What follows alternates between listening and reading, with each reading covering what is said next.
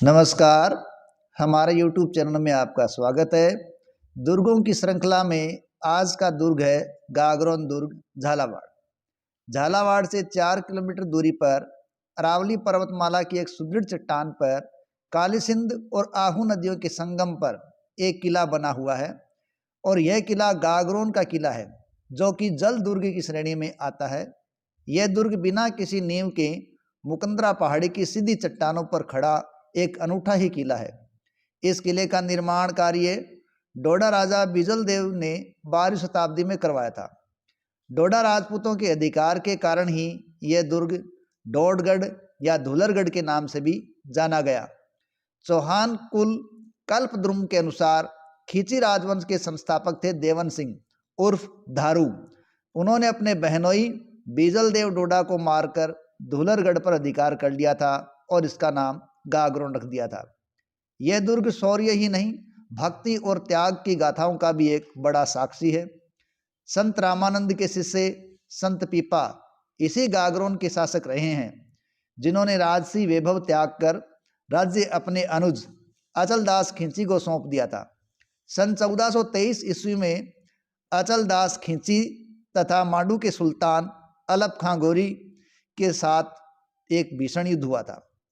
इस भीषण युद्ध में अचलदास खिंची वीर गति को प्राप्त हुए और उनकी रानी अनेक अन्य महिलाओं के साथ अपने आप को जौहर को अर्पित कर देती है, जिसे गागरोन का प्रथम साका होता है।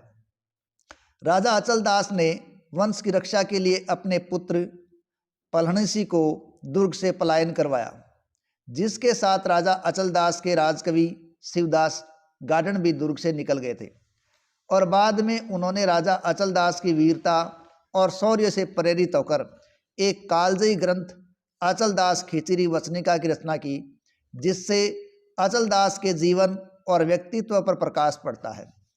राणा कुंभा ने मांडू के सुल्तान को पराजित कर गागरोन दुर्ग भी हथिया लिया था और इसे अपने भांजे पलहणसी को सौंप दिया था। सन 1444 ईस्वी में पलहणसी खिंची व महमूद खिलची के मध्य युद्ध हुआ।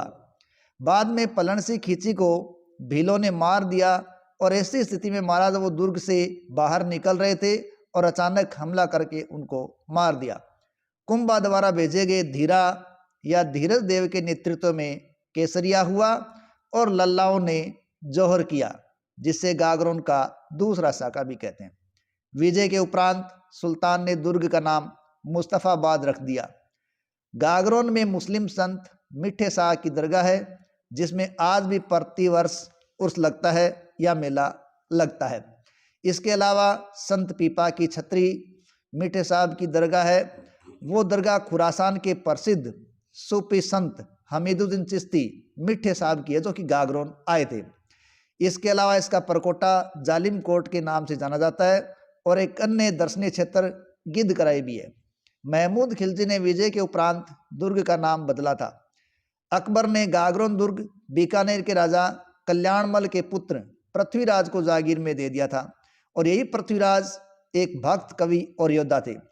विद्वानों के अनुसार पृथ्वीराज ने अपना प्रसिद्ध ग्रंथ वेली कृष्ण रुक्मणीरी गागरोन में रहकर ही लिखा था और इस ग्रंथ को राजस्थान के लोग 5वां वेद के रूप में जानते हैं।